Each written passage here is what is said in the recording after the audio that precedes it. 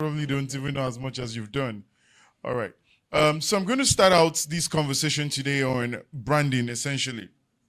And because I have 20 minutes, I'm going to try as much as possible to basically just speak from several conversations that some people have done. Interestingly, so while Mr. Folarin was speaking, so I said I was going to market him. He currently handles some of my properties. So, so he's a good guy. I'm just saying, he's a good guy. All right. So here we go. One of the things that transcends anyone succeeding in business is what you call personal branding. So when you see CEOs, for instance, when you see people like Tony Numelu and a couple of other people, you see that their brands actually run through them, so to speak. And those brands are not just personality. And most people think that branding is logo. You can have a logo and you have a shitty brand. And it's important that you understand that what drives a brand essentially are value systems. What's beginning and end of story are value system. If you don't have a value, you can have a shiny logo, you can have all of those things. And in more recent times, you've seen quite a number of real estate organizations who are doing promo. And to be honest with you, the moment you see those things, it kind of puts me off, first of all, because I know that there is something fishy. Buy land and get cow. Buy land and nobody in their real sense, in their real mind will know or will think that this thing is good, so to speak. And that's me. Because usually, there are quite a number of perceptions that you must have when it comes to life in general, right? And one of the first thing is when people don't trade with you on the concept of value, you really will lose in the end. All right. So there is can you put a script? Can you put the first slide? So understanding personal brand is about credibility plus trust. It is extremely important. I'm going to be sharing certain examples with you because time is of essence. And I like to do my own personal example because I can control my narrative. I know what's led us there. You know, sometimes when people say certain things, there are also some other hidden things that you are not aware of. So the first, I think about 10 years ago, so to speak, I was in India. My son had some situation and all of that, and so we had to do something. And somebody came to us in India to say, and now that you're here, you can buy a land and we can do a JV and all of that. It was probably one of the easiest transactions I've ever done in my entire life. And those guys said, since you're here, there is a land just there. It's about X amount of dollars. If you buy it, we'll build the thing. And now, if you understand India, the land mass is big, but the functional ones are quite small. So you probably see in India that you hardly see people drive big cars or even have compounds. There are few people who have compounds like big spaces, like, there are presidents, maybe people who, if you have a compound in India, you are a big man. So even what's it called, hotels don't have car park space, so to speak. Now, one of the things they did and they showed me was the fact that they are credible people. And I think I've been extremely fortunate with all of my land deals. If I tell you how I got most of them, they weren't through most people. I went online. The first house that I bought was on Castle, right? And I met the man in his house in Magodo or so. And then the guy says, I can help you build the house and all of that. And it was quite honest. He did everything. He was an engineer and all of, but most of my transactions on land have been quite interesting, but most of the other people are not so lucky. Now we're talking about building a credibility base, so to speak. So the moment you really cannot show this credibility, one of the first things is this: if you are into property or any business at all, the moment you fail the credibility test, you have failed. It's almost like somebody coming to me and say to me, I'm going to be there by this amount of time. Let's say I'm going to be here by 1 o'clock. And the person does not show up by 1 o'clock. In fact, when the person is saying it and he's saying it to you, but he doesn't have a wristwatch, you know that he's going to be late. And those are the things, those are the landmark you look at. There was a guy who came into my office and said to me, he says, that he wanted to borrow money from me. I said, okay. He started saying the story, the story was quite interesting and all of that. until the part where he got to, and he says, some of the people that I borrowed money from, he just said it in passing. Some of the people I borrowed money from they wrote it off. I knew that the moment I borrowed this guy money, is gone. So people are consistently looking at that. So real estate is not just about selling land. It's usually even about house viewing. Maybe you're a real estate person and you're renting houses to people. But your problem is time. You can never keep to time. And those are the things that are eroding your value system. Nobody would ever believe you. So it's better to say, I am going to be late, because what we're trading in this entire space are these two value systems, credibility and trust. The moment the person cannot trust you to hold on to your word, I'm not talking about the big decision. Big decisions is that, say for instance, somebody asks you, who owns the land? And you start to stutter, which means you haven't done your due diligence. You haven't done anything. Now, so you can say, I'm the CEO of 1, 2, 3, 4, 5. That CEO that you call yourself will be tested on the premise of those value system. If those value system are found wanting, not even on the premise of the transaction, on mundane, not natural conversation. They some people just lie unprovoked. They just lie, not because anybody put a gun to their head or anything, but because they want to impress, they just lie unprovoked. And the moment somebody catches you doing that, that's the end. You see people post things online that they didn't do, projects they didn't do. You see them say, I'm in charge of this land, or I'm in charge of this thing, but it's not them. By the time you call them to say, let me go and see the land, they say, wait, let me call 5 people. But they've called this one, call this one, call this one, call this one. Oh God, who owns this thing? Now, credible people or people who are serious buyers will X you immediately. That's the truth. All right? So it's important. So your personal brand can be likened to your digital handshake. Every time you go on the digital space, you are leaving a footprint. People already know you. If you are the kind of people who talk a lot online, you are a social commentator on every single thing. They talk about sex, you are there. They talk about this, you are there. They talk about that. Now, people are looking at those social footprints. And when it says in this thing called branding, you have got to let your business be on your mind. What that means is that mind your own business. Let it be that people know you for this and this alone. Not that you are the one selling beans at some point, and at some point you are selling rice, at some point you are real estate. They say, what are you doing? You are all commerce purpose. You're everything, all enterprise. Now, people can't take you seriously. So you cannot say, this is what we do. So anybody who is in branding must be known for something, number one. And that thing that they are known for is not just the business, it's the value system. It is important that value system becomes the extreme priority of yours. That's what brands are about. If I tell you now, what do you know GTB Bank for? Now, what? Bank, right? But beyond the banking system, can you, say for instance, somebody talk about OPay. So, exactly. So you see people start to say to you, beyond the banking, there are other things. Right? There are some people who have personal experience with them. Maybe they've taken money illegally at some point. Then they will say, I don't trust them. Some will say, I trust them. Some will say, First Bank is it. Now, based on your experience. Now, the same thing is going to be said of you by everybody. Your personal relationship, in fact, when somebody takes a chance on you to say, I want you to look for a land for me or a house for me, that is your first point of call to success or otherwise. Most of all the businesses we do at Cerebri are referrals till date. Most of all the businesses are referrals. The guy who bought my second house, right, is a lawyer, and I met him online as well. He's from a certain type, he's from Edo State, right? And when we had the conversation, I've never met him before. I just went to the island and he said, this is the house and all of that. The guy does not like cheating. When you talk to him, you can see it in his face when he speaks. He will document everything on paper, and then he will give it to you and say, this is it. Now, 5 years down the line, we've had a transaction that dates back as 5 years or 6 or so, and he will show you that first paper that he did. It doesn't, so if lies are not part of the game, because I know a lot of people are changing things these days, right? Those things are what you call the non-tangibles. Those non-tangibles are the things that form the essence of your brand. Once you lose it, you have lost every brand.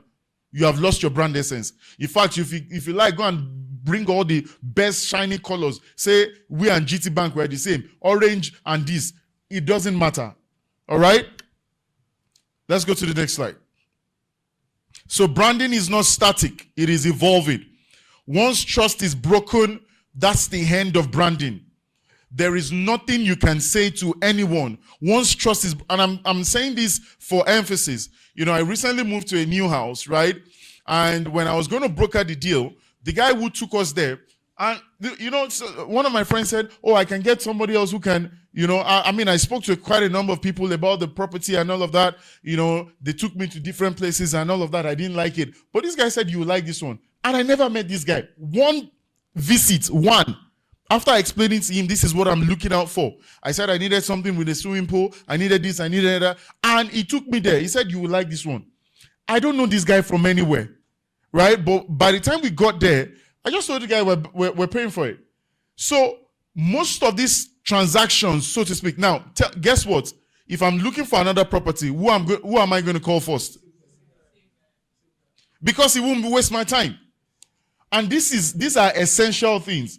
And now you can be all around places where everybody, you know, people who are also in the same space, and then they're telling you, "Come and buy this, come and buy this." The truth about the matter is that I would rather go for that person because he has proven records of doing that same thing. So once trust is broken, branding is gone.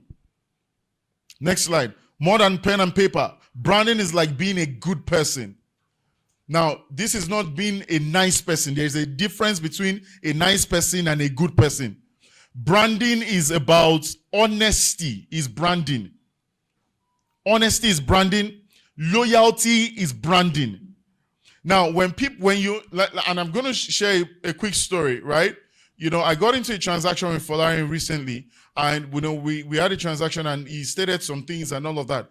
His first move on that particular transaction showed me that I'm on the right track. I'm at the right place. The same transaction I had given to somebody who had gone XYZ, done this, did that. In fact, to reach the person, it was almost like, you know, a major problem.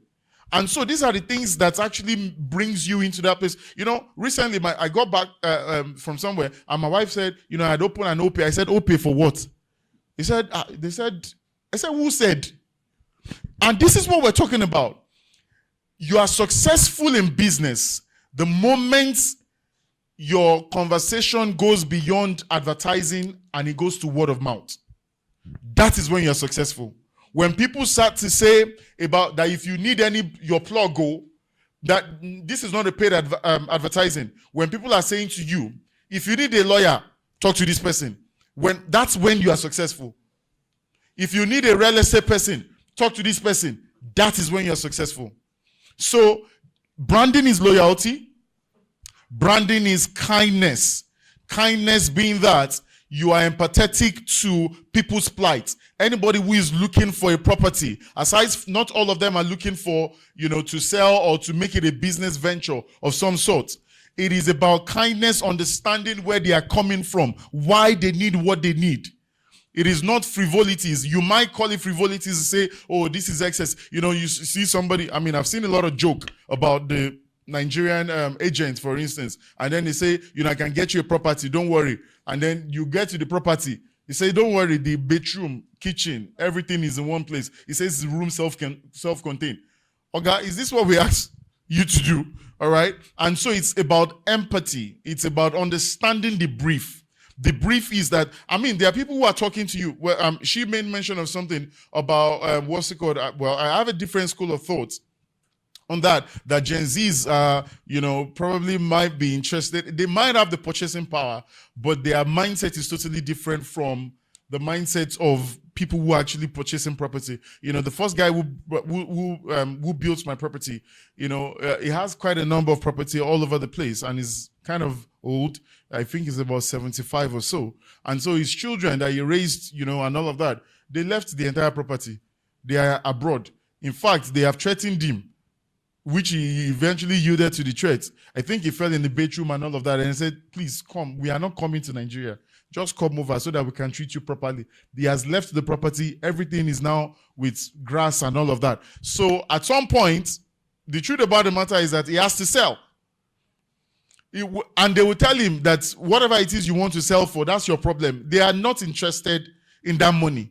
Now, the school of thought, the Gen Z's, and which is why it's important to know your customer, even when you are dealing on property situation. There are people who have the purchasing power, and their reason for possessing those property is totally different from other people's, what's it called? A Gen Z can have billions in an account and still be living in a rented property. It's a mindset. All right? Except people who are raised by older people and they are putting pressure on you to say that if you don't have a property, and it's not even their mindset, so to speak. You know, one of the, and I said to people at some point, I said, that property that I bought, you know, on the island, I had an equivalent of dollars at that time. You know the rest of the story. If I had kept that dollar that time and not touch it till date, it would have yielded a lot more. But somebody was telling me that it's a different conversation entirely, because the truth about the matter is that a property gives you a negotiating power. A bank would not recognize you. I mean, there were some deals that we're going to do at some point. EcoBank gave us a deal for 1 billion naira at some point. And the only way we could get the deal was because I put my house document down. It wasn't the dollars. It was the house document that your name is on something and that you have vested interest in this country. Now let's talk. Even though we found another route in terms of executing that particular conversation. So it's important that you understand these things. Your value system are the things that brings you respect. Is branding. And respect is not being subservient. Just saying yes, sir. Like in Yoruba, they say idobale konewa, which means you can do this, and be cursing people. You know, that when we're growing up, people will say, you know, when somebody is older than you by 1 year, say brother, but you know, they can say brother, you're stupid. You know, so it's not a function of that. Next slide. Perception is important, and I'm gonna please tell me, just signal. All right. Perception is important. So there is what they call brand equity and reputation. There is what we call brand equity and reputation. Now, you build brand equity over the years of consistently holding certain values. Over the years, like, so when I tell my people at the office, right, and I say to them, I said, I don't mind us losing businesses, right? But you must put your entire skin in the game when you are pitching for a business. My only problem is that, have we done all the needful in acquiring or winning a business? If we have done all the needful and something else tips the thing, I'm okay. But that you are going into the business and you are bringing a shabby presentation, it is not allowed. And so brand equity is what you acquire over time, which means that, and sometimes you lose. Sometimes in acquiring your brand equity, you lose. You actually give in to some people to say, don't worry, not every transaction must be profitable. And that's the problem with most people. You don't want to make a loss lead. One person that you met today will give you much more than that tomorrow if you retain those things. Now, this is not aspire to Maguire. I'm telling you realities. Because there are certain businesses, you know, let me give you a story of IGEA. IGEA, for instance, when we're going to start IGEA, they gave us 500,000 naira as what's it called now? Retainers on a monthly basis. Now, what IGEA HMO, the brand itself, has given to my organization, even if IGEA says they're not doing it again, I'm okay. Because over time, being consistent with that particular brand has given us so much more. And that's what they call brand equity, is rubbing off on you, so to speak. When somebody says, all right, when somebody says to you that, you know, I can deal a business with you, and you can trust this person, that's what you need to do. And that will give you a whole lot more. And so when you're going to acquire your brand, so to speak, it is about that equity. It's also about the competitive advantage. It's all about, this one, most people don't take it seriously. Customer satisfaction. You know, in my recent property, right, the person, after, you know, a couple of things, every time you call the guy, even if he's in the middle of the night, sometimes I even say, you know, I wanted to ask him, what church do you go to? Because your patience level is something else. You know, you call the guy, he will respond to you, and he will say, yes, sir, they will fix it. Yes, sir, they will fix it. Tell me if I'm not going to recommend this guy. And it's important. Finally, let's go to the second to the last slide. where you have the equation, craft your story differently. Craft your story differently. So your story is about perception. Perception must be a concept of reality. So don't give a false perception. You see people, just because they want to look big and all of that, they start to show like, I'm closing this deal, I'm closing that deal. There's nothing like fake it to make it in this branding thing. Your nakedness will show. If you go and fake anything, it will be so obvious, because when they tell you, are you the one that did this? They say, yes, you are faking it. You will not make it. And it's not a curse, because the way it works is that people do due diligence. I'm telling you, I'm talking about people who legitimately make their money. They will do due diligence. All right? So it's about visibility, and it's about savor and sensitivity.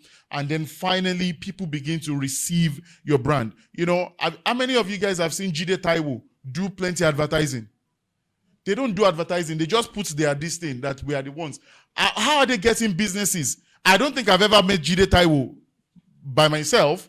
I don't think I've met him in person, right? But I think I've seen most of the deals that they probably close. Or, somebody must really like them, when they put all of those things all over the place. So you can be that. So for you to have an A branding system or a branding perception, so to speak, you must be consistent on value system. Value systems like honesty. Value system like keeping to time. Value system like not telling lies. It is important. God bless you.